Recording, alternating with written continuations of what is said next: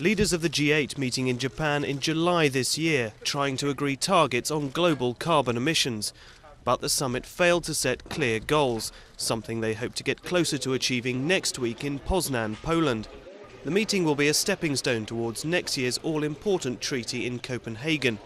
This time, though, the idea is to embrace developing nations as well, those that stand to lose most from climate change.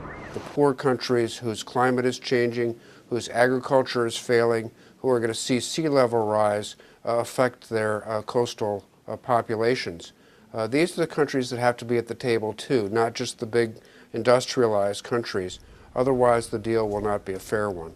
The deal to emerge from Poland is more likely to be a loose commitment to see global carbon emissions drop to half those of 2000 by 2050.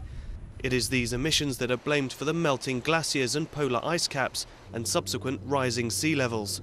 The so-called UN Framework Convention on Climate Change will also discuss preserving valuable rainforests and how to update the Kyoto Protocol, which comes up for renewal in 2012, an agreement famously snubbed by the US.